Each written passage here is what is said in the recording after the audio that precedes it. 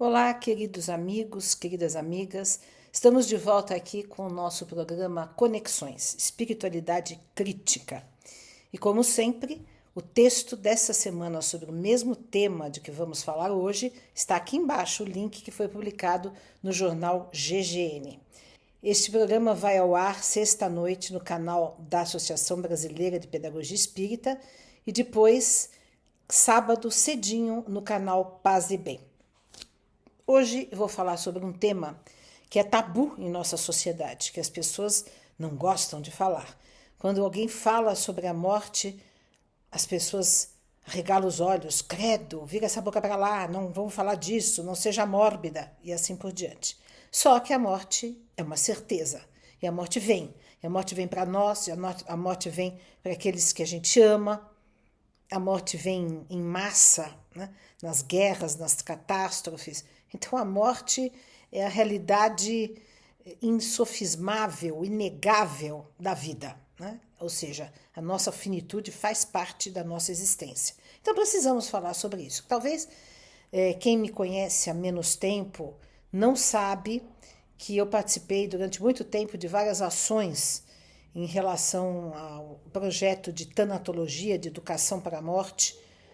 O médico geriatra Franklin Santana Santos e eu criamos, em 2007, um curso na USP de tanatologia, educação para a morte, um curso interdisciplinar. Lançamos um livro, Arte de Morrer, Visões Plurais, e depois este curso inicial e depois este livro se desdobraram em outros cursos, em outros livros, em pós-graduação, enfim, né? E eu sempre participando, dando aula e estudando o assunto. E o tema da morte eu sempre encarei de frente, sempre encarei de frente. Hoje, por exemplo, eu tive recentemente uma experiência, que eu até conto no meu artigo, que uma pessoa muito próxima, querida minha, ia fazer uma cirurgia de altíssimo risco e nós tivemos uma conversa serena, franca, suave, amorosa sobre a possibilidade da morte. E a conversa foi boa, né? Para mim, para ela, né? Felizmente a cirurgia foi um sucesso, não houve a morte, mas poderia ter havido. E eu converso diariamente com meu pai, que tem 88 anos, e a gente fala o tempo inteiro. Ele fala como ele quer o enterro, ele fala quando eu morrer faça isso e aquilo, eu falo então fique tranquilo, pode ir, quando chegar a sua hora que eu vou ficar bem. Enfim, a gente troca ideias, né, sobre a morte de uma maneira natural, que é natural, né? A morte é natural, principalmente aos 88 anos de idade, é bem natural. Então, claro, isso não quer dizer que não sintamos saudades, isso não quer dizer que não possamos e até devamos ter luto, porque o luto faz parte de um processo natural quando a gente perde um ente querido. Então, claro, vamos chorar, vamos nos enlutar, vai demorar para passar, e tem todas as fases do luto. Existe o luto antecipatório, quando a gente sabe que a pessoa está para ir embora e a gente já está sentindo um luto, já está sentindo umas saudades antecipadas. Então, tudo isso faz parte, lá desde Freud, né? Ele já analisou o processo do luto, e o luto é uma coisa natural. Quem não sente luto não está normal, ou está reprimindo o luto, e isso pode, de repente, apontar lá adiante, aparecer do nada e provocar algum tipo de doença psíquica, de distúrbio, porque a pessoa reprimiu uma coisa que é absolutamente natural. Eu tenho visto até, eu vejo constantemente coisas sobre animais, né, sobre primatas, macacos, e às vezes também vi também algumas recentemente sobre os lobos. Os animais têm luto. Eu mesma já presenciei isso com cachorros e gatos. Os animais sentem o luto, sentem a falta de um outro animal que eles... E também dos humanos. Então, ou seja, os animais sentem também falta e o luto pelos humanos com quem convivem, né? Então, isso é uma coisa muito forte da natureza. Portanto, não podemos calar o luto, não podemos evitá-lo.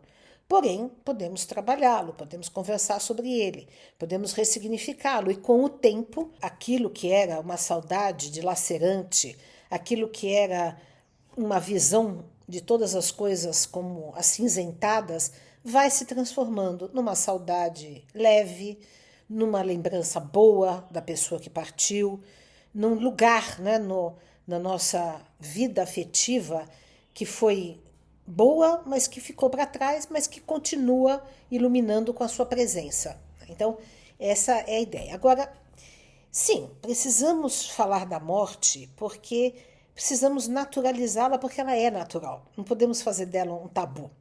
E aí muita gente pensa, espíritas e não espíritas, que o espiritismo é uma maneira mais eficaz de enfrentar a morte, né? Porque como nós temos a visão da transcendência de uma maneira mais sólida, uma convicção mais sólida pela comunicação dos mortos, porque conversamos com os nossos mortos, infelizmente estamos perdendo essa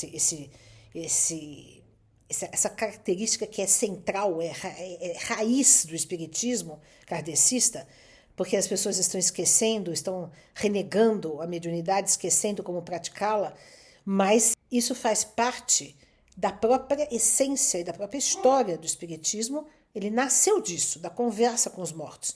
E outra, que além da nossa prática, que deveria ser mais usual do que é, de conversar com os mortos, com as pessoas que partiram, com os espíritos que nós amamos, nós temos uma certa ideia, que para mim está assentada em muitas pesquisas, mas para alguns ainda não há pesquisas suficientes, de que essas comunicações podem e às vezes demonstram uma certa consistência de evidência da identidade do espírito, que nos dão uma convicção mais forte, né? Por exemplo, as cartas, muitas das cartas que o Chico Xavier recebia, né? E que foram até pesquisadas por pesquisadores mesmo, acadêmicos, e que mostram que existiam ali informações que ele não poderia saber num tempo que não tinha internet, Facebook, Instagram, nada disso. Ele não poderia ter tido acesso às informações que aparecem nas cartas. Então, esse tipo de evidência que nos dá mais convicção. E, claro, a convicção da continuidade após a vida da morte é uma fonte de consolo, é uma fonte de força diante da morte, da nossa própria morte e da morte daqueles que amamos. Então, sim, o espiritismo nesse sentido é. Porém, o medo da morte, a dificuldade de lidar com a morte não é apenas uma coisa racional. Então, não basta apenas a pessoa ter algum tipo de espiritualidade, mesmo que não seja a espírita, porque qualquer tipo de espiritualidade traz uma certa dimensão de transcendência e, portanto, de consolação diante da morte, ou de esperança, né? De uma ressurreição, da reencarnação, enfim, qualquer coisa.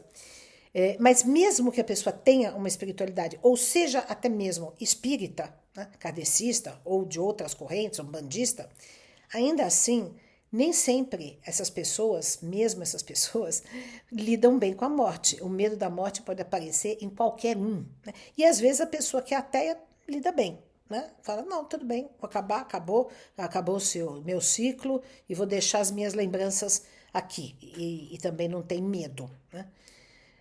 O medo digamos, a dificuldade de lidar com a questão da morte se radica também em questões emocionais.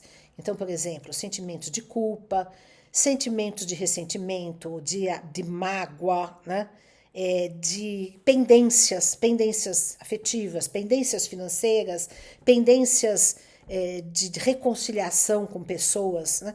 Então, por isso, é preciso que a gente viva bem, viva sempre num diapasão de estar sempre pronto para partir, porque a morte pode chegar a qualquer hora. A morte não tem dia para chegar, não tem idade, não tem hora, ela pode chegar em qualquer momento. Então, é melhor que estejamos sempre preparados. E estar preparados não é ficar pensando morbidamente na morte. É sim estar de coração limpo, perdoando, estando em paz com todo mundo, em paz com a própria consciência, com as emoções tranquilas. Por isso tudo, há duas questões que eu sempre falo que servem para tudo, mas que devem servir também para essa questão da morte principalmente, que nós precisamos educar as pessoas para isso. E também precisamos todos fazer terapia para nós nos ajustarmos emocionalmente e podermos caminhar de maneira mais serena e mais tranquila na vida, porque a educação para a vida é a educação para a morte, já dizia Jan Amos Comenius.